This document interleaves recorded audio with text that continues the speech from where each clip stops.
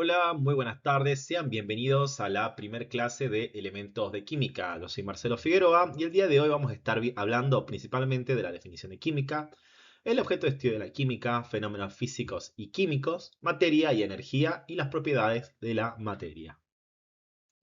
Entonces, para empezar, ¿qué es la química? La química es el estudio de la materia y de los cambios que experimenta que modifican sus propiedades. Con respecto a esos cambios, existen dos tipos de cambios que puede experimentar la materia.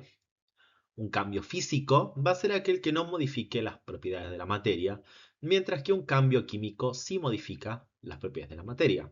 Y así tenemos los ejemplos que podemos ver en pantalla, en los cuales podemos observar a mano izquierda un tronco que está siendo fraccionado por un hacha. Como podemos observar, el material, la materia, que es el tronco con el que estamos trabajando, no cambia sus propiedades a pesar de que es cortado. En pocas palabras, siempre continúa siendo madera. Por el contrario, si nos ponemos a ver el ejemplo de la derecha, que es justamente madera pero prendiéndose fuego, estamos viendo una combustión. Ahí la materia inicial es madera, pero el producto final va a ser carbón o cenizas. Bien, este cambio sí es un cambio químico, porque sí modifica las propiedades de la materia. Es decir, al finalizar el proceso, la madera ya no preserva sus propiedades. Bien, ahora vamos a practicar con algunas afirmaciones a las cuales ustedes van a contestar si estamos hablando de un cambio físico o de un cambio químico. Para ello tenemos que identificar cuál es la materia y si es que al finalizar el proceso la materia ha cambiado sus propiedades. Yo les voy a ayudar con los dos primeros. Ustedes luego pueden poner en pausa el video y contestar las siguientes.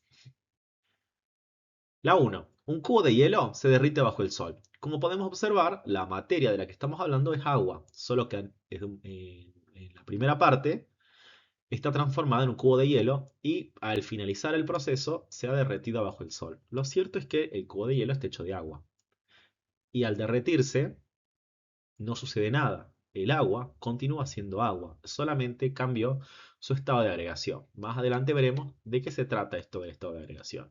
Lo cierto es que el agua no cambió sus propiedades, por lo tanto sigue siendo agua, por lo que podemos inferir que este proceso es un cambio físico. Por otro lado, en el ejercicio número 2 tenemos un clavo de hierro. Acá obviamente la materia de la que estamos hablando es el clavo de hierro. Y se va a oxidar por estar expuesto al aire y a la humedad.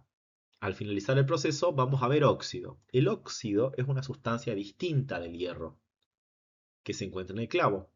Por lo tanto, acá vamos a estar ante un cambio químico porque hay cambio en las propiedades de la materia.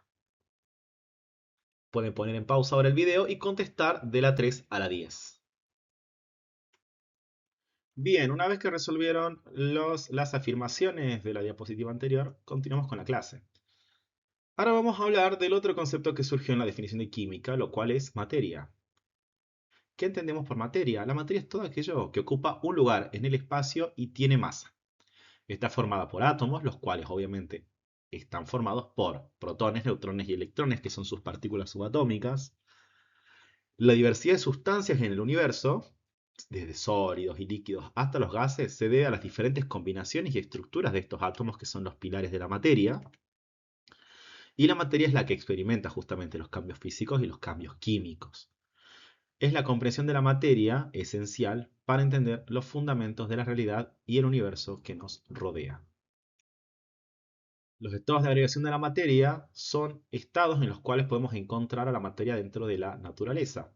Existen numerosos estados en función de diferentes variables. En nuestro caso, para la química que estamos viendo, vamos a ver estos tres que son los más frecuentes en la naturaleza, los cuales son el estado sólido, líquido y gaseoso. Lo vamos a ver con el ejemplo del agua, la cual la conocemos en todos sus estados. Al estado sólido nosotros le decimos hielo, en el estado líquido es el agua al estado líquido y finalmente el estado gaseoso es el vapor de agua. Como podemos observar, que podemos observar abajo de cada uno de los diagramas, que el estado sólido es un estado que se caracteriza por presentar sus átomos de forma altamente ordenada, a diferencia del líquido, del gaseoso, que presentan cierto nivel de desorden siendo el líquido un poco más ordenado y restringido a un volumen en específico, mientras que el gaseoso tiende a expandirse y a ocupar todo el volumen del recipiente que lo contiene. Ahora bien, el pasaje entre diferentes estados es posible. Como podemos observar, entre los tres estados que estuvimos observando previamente, el sólido, el líquido y el gaseoso, existen pasajes entre los mismos y cada uno presenta un nombre en particular. El pasaje del estado sólido al estado líquido, por ejemplo, cuando el hielo se derrite, se denomina fusión. Y el paso contrario, que es cuando el agua se congela, se denomina solidificación. Ahora, el pasaje del estado líquido al gaseoso, es decir, cuando el agua se evapora, se denomina evaporación. Y el pasaje contrario del gaseoso al líquido, es decir, cuando, por ejemplo, las gotas de agua se condensan en la tapa debido a que está fría, se denomina condensación. Ahora bien, existe un tercer par de pasajes de estados entre el estado sólido y el estado gaseoso, sin pasar previamente por el estado líquido, el cual se conoce como sublimación y sublimación inversa. No todas las sustancias pueden realizar este tipo de pasajes y se requieren condiciones muy particulares de presión y temperatura. Bien, ya vimos cómo podemos encontrar la materia en la naturaleza, su definición y cómo se intercambian los diferentes estados de la materia entre sí. Ahora tenemos que hablar un poco de las propiedades de la materia. Las propiedades de la materia, acuérdense que son aquellas que varían en los procesos químicos. Las mismas pueden clasificarse en intensivas o extensivas en función si no dependen o de si dependen de la cantidad de materia presente. En el caso de las propiedades extensivas de extensión, son aquellas que cambian cuando varía la cantidad de materia en el sistema. Por ejemplo, la masa es una propiedad extensiva. ¿Por qué? Porque va a variar en función de la cantidad de materia. Un bloque de hierro de 2 kilos, por ejemplo, tiene el doble de masa, o sea, tiene 2 veces más masa que uno de 1 kilo. Por otro lado, también tenemos el volumen. 1 litro de agua ocupa más espacio que medio litro de agua.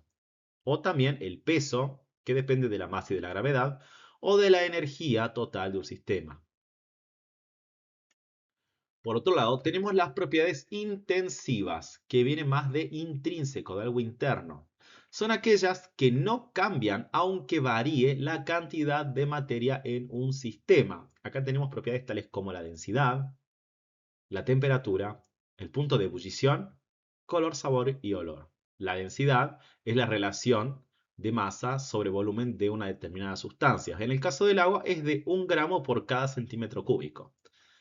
Independientemente de la cantidad de agua que yo tenga, la densidad va a seguir siendo la misma. Si tengo 1000 litros de agua, 1000 gramos de agua, etc.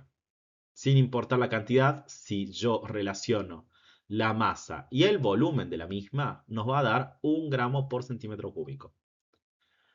Lo mismo pasa con la temperatura. Un vaso de agua y una piscina pueden estar ambas a 25 grados centígrados, independientemente de la cantidad de materia. El punto de ebullición, por ejemplo, que es el punto al cual hierven las sustancias, en el caso del agua, a el nivel del mar, es de 100 grados. Y no importa si tengo 10, 100, 1000 o 1 millón de litros de agua, la temperatura de ebullición a el nivel del mar va a ser 100 grados centígrados. Y para finalizar la clase de hoy vamos a hablar un poco de energía. La energía la vamos a definir como la capacidad de un sistema para realizar trabajo. ¿Bien? Y la energía va a haber de diferentes tipos, las cuales ustedes conocen. Por ejemplo, la energía mecánica, que es aquella que va a ayudar a que los diferentes autos y máquinas se muevan. Por otro lado, tenemos la energía eléctrica, la energía térmica, la energía luminosa o lumínica, la energía química, que es la energía que se encuentra contenida en los enlaces entre los diferentes átomos, y la energía nuclear, que es la que se encuentra contenida en el núcleo de los átomos. Así que bueno, sin más, muchísimas gracias por llegar hasta acá. Por favor, repasen el material y contesten el cuestionario correspondiente. Muchas gracias.